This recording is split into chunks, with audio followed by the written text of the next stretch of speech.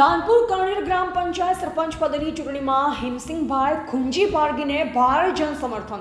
કરણેર ગ્રામ પંચાયત સરપંચની ચૂંટણીમાં 4 ઉમેદવારો ચૂંટણી જંગના મેદાનમાં.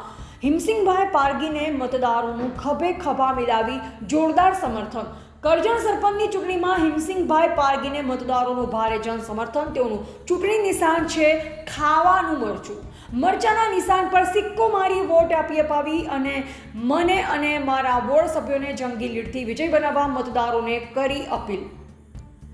કરજણ ગામે 4 ઉમેદવારો વચ્ચે જામ્યો ચૂંટણીનો જંગ, જેમાં સરપંચના ઉમેદવાર હિમસિંગભાઈ પારગીને મતદારોનું ભારે જનસમર્થન. તેઓનું ચૂંટણી નિશાન છે ખાવાનું મરચું.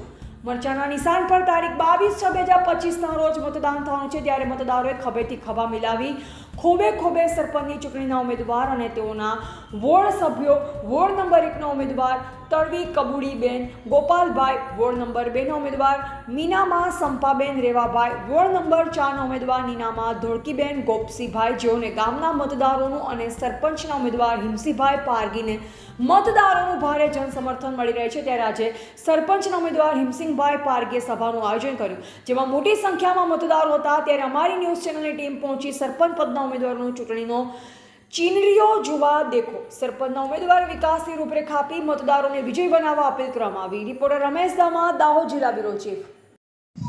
આજે અમારી ટીમ પહોંચી છે કણજેર ગામે. કણજેર ગામે આજે ધાનપુર તાલુકાના કણજેર ગામમાં સામાન્ય પેટા ચૂંટણી યોજાઈ રહી છે. ત્યારે સરપંચ પદના ઉમેદવાર અને અહીંયા જે ગ્રામ પંચાયતની અંદર સરપંચ પદના ઉમેદવાર છે હિમસિંગભાઈ પારગી, એ આજે ઘરે ઘરે ચૂંટણી પ્રચારમાં લાગેલા છે. ત્યારે જે અમારી ટીમ ચૂંટણી પદના ઉમેદવારનું કેવી રીતે ગ્રાઉન્ડ વિકાસના કામો કરશે, ત્યારે એમને પૂછીશું કે અહીંયા ચૂંટણીનો માહોલ શું છે. જે હિમસિંગભાઈ પારગી છે ત્યારે એમને અમારી ટીમ પૂછવા જઈ રહી છે. ત્યારે નમસ્કાર. અમારી ન્યૂઝ ચેનલ તરફથી આપને, જે તમે સરપંચ પદના ઉમેદવાર છો, ત્યારે જે ચૂંટણીનો તમારા ગામમાં કેવો માહોલ ચાલે છે હાલમાં? સારો ચાલે છે. ધાનપુર તાલુકાના કણધીર ગામે પારગી હિમસિંગભાઈ અને આપણું નિશાન છે મરસાનું. આપણે સૌ ભાઈઓને ખભે ખભે મિલાવીને અને આપણે ચૂંટણી જંગ મોટો બનાવવા માટે સૌની વિનંતી અને સૌને આભાર. અને એક યોજના અને એક કામ કે નવી કણધેર છે તો નવી બનાવશું. અને આપણે હરેક જિલ્લામાંથી, તાલુકામાંથી સિંચાઈના પાણી, હેડપંપો, સીસી, અવાજો, કૂવા અથવા વીજળી, એ પણ આપણે સૌ માણસ, બધા ભાઈઓ, અને હું મારી વિનંતી કરું છું કે સૌ ખભે ખભે અને સૌ મારી રિયતને પૂછી પડશીને મેં ઉમેદવારી લોકોએ મને કરાવી છે અને મેં પણ તૈયાર થયા છે. તમારો જે ચૂંટણીની અંદર જીતવાનો શું, કેટલા મતથી તમે જે વિજય પ્રાપ્ત કરશો? અમારે ચૂંટણીનો જીતવાનો વિજય માહોલ અમે જંગીથી પણ લીડશું અને જીતશું. અને ઘણી તો 150ની અમારી લીડ રહેશે અને જીતશું.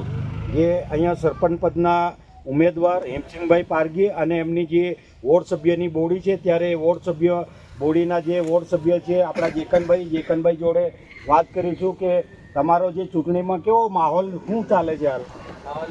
એમ ધાનપુર તાલુકો કણધેર ગામના ગ્રુપ ગ્રામ પંચાયત હતી આગળ, હવે નવીન પંચાયત થઈ ગઈ છે. તેમાં અમારા સભ્યમાં બહુ સારું છે અને સારી રીતે વર્તન વળી રહ્યા છે. અને વોટ ઘરે ઘરે જઈને ઉઘરાવીને પણ ભેગી કરીને હિમસિંગભાઈ પારગીને સરપંચ તરીકે અમે જીતાડીશું. જય હિન્દ, જય ભારત. તમારે જે ચૂંટણીમાં નિશાન કયું આવેલું છે? મરચું આવેલું છે ભાઈ, મરચું. મરચાને જોઈને નિશાનને સિક્કો મારવાનો છે, બટન દબાવવાનો નહીં, સિક્કા છે હમણાં. હવે જે કણજેર ગ્રુપ ગ્રામ પંચાયત હતું મવનાળા અને કણજેર, ત્યારે કણજેર ગામ આ જે છૂટું પડ્યું મવનાળામાંથી, અને કણજેર ગામની અંદર લોકોના મંતવ્ય પ્રમાણે એમ જાણવા મળેલ છે કે હાલ 75 વર્ષ થયા છતાં કણજેર ગામની અંદર નેટ નથી આવતું એના વિશે ઘણા લોકો એમ કહે છે કે અહીંયા નેટ નથી આવતું, ત્યારે અહીંયા જે સરપંચ પદના ઉમેદવાર છે હેમસિંગભાઈ, ત્યારે તમારો ચૂંટણી સરપંચ પદમાં ઉમેદવાર વિજય થશે ત્યારે તમે પહેલું કામ કયું કરશો? અમે અમારા કણદેર ગામે કે અમે ટાવરનું કામ પેલું કરશું અને નવી કણદેર બનાવશું અને નવું કામ બનાવશું.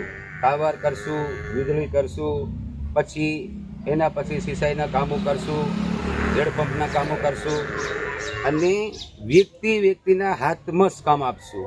આપણને વિજય થશું ત્યારે આપણે વ્યક્તિ દીઠ કામ કરશું. ઘરે ઘરે એક મારો આભાર છે કે હું ગામ લોકોનો સેવક બનવા તૈયાર થયો છું, તો હું ઘરે ઘરે હાથમાં જ કામ આપીશ. જે સરપંચ પદના ઉમેદવાર છે ત્યારે એમને વિકાસની વચ્ચે એમ કીધું કે હું મારા ગામની અંદર પહેલો જે ટાવર નથી આવતું મોબાઈલમાં, એ ટાવર મારો વિજય થશે ત્યારે લાવીશ. ત્યારે અહીંયા જે બીજા બી વોર્ડ સભ્ય છે આપણે ગોપસિંહભાઈ મીનામાં, એમની જોડે વાત કરીશું. શું કહેશો ગોપસિંહભાઈ, તમે કેવી લીડથી તમારા ઉમેદવારને જીતાડવાનો મહેનત કરો છો? મીનામાં ગોપસિંહભાઈ રાયસિંહભાઈ છોટાવળનો સભ્યો છે એ હિમસિંહભાઈનો છે. હવે છોટાવળના મારે લીડથી હું નકળવાનો છું અને 100% નકળવાનો છે.